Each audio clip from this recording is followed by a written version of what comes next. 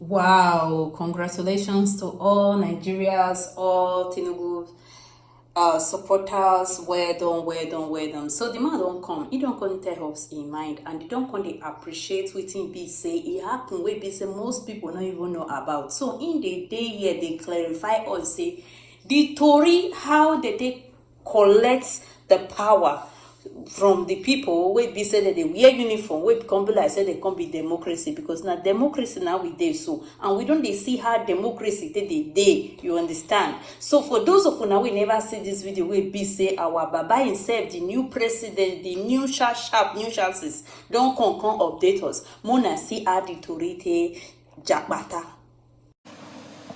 It is exactly 3 decades today that Nigerians went to the polls to exercise their inalienable right to elect a president of their choice to lead the transition from military dictatorship to a representative government of the people. The abortion by the military fiat of the decisive victory of Chief MKO Abiola of the defunct Social Democratic Party in the June 12, 1993 presidential election. Up to that time, the fairest and the freest election in the country's political evolution turned out, ironically, to be the seed that germinated into the prolonged struggle that gave birth to the democracy we currently enjoyed since 1999. In rising to strongly oppose the arbitrary annulment of the will of the majority of Nigerians, as expressed in that historic election, the substantial number of our people who participated in the struggle to annul the election signified their fierce commitment to enthroning democracy as a form of government that best ennobles the liberty, the dignity of individual, and integrity, as well as the stability of the polity. The fierce opposition to the annulment of June 12, 1993 presidential election and unrelenting pro-democracy onslaught it unleashed was the equivalent of the battle against colonial rule by our founding fathers that resulted in the gaining of Nigerian independence in 1960.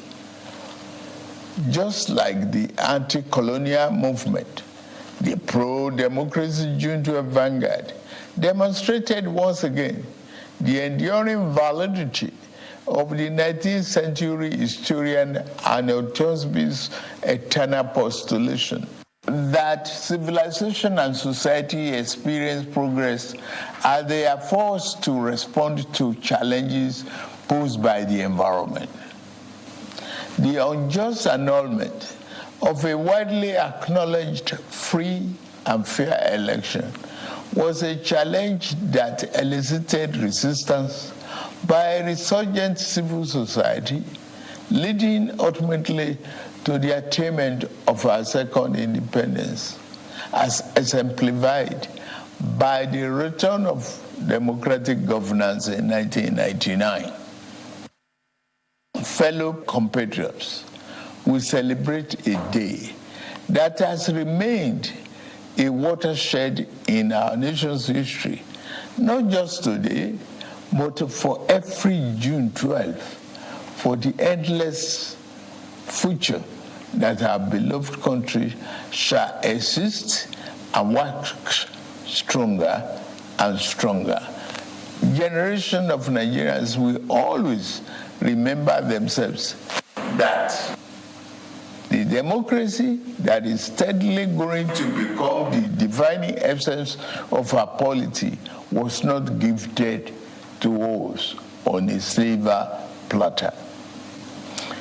We can easily recall the sacrifice and the martyrdom of Chief MKO Abiola, the custodian of the sacred mandate that was so cruelly annulled.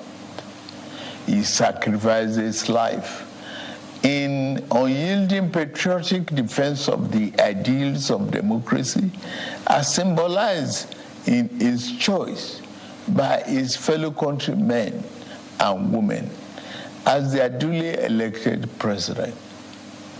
There was an easier choice for him. It was to forgo the justice of his cause and opt for the path of ease and capitulation in the face of the tyranny of power. To his eternal credit and immortal glory, Abiola said no. He demonstrated the time-tested eternal truth that there are certain ideals and principles that are far more valuable than life itself. Every day on this day, down the ages, we will recall the several heroes of democracy, such as Kudirat Abiola, wife of Chief Abiola, who was brutally murdered while in the trenches fighting on the side of the people. We remember Pat Alfred Rewani, one of the heroes of our independence struggle, and Major General Shehu Musa Yar'Adua, retired, who was silenced by the military junta while in pursuit of democracy.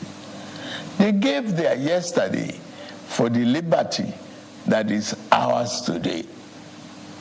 The point is that we must never take this democracy for granted. We must forever jealously guard and protect it like a precious jewel. For a people can never truly appreciate the freedom and the right democracy guarantees them until they lose it. We have transferred the dark, thorny part of dictatorship before, and those who experience it can readily testify to the unbridgeable gap between the dignity of freedom and the humiliation and degradation of tyranny.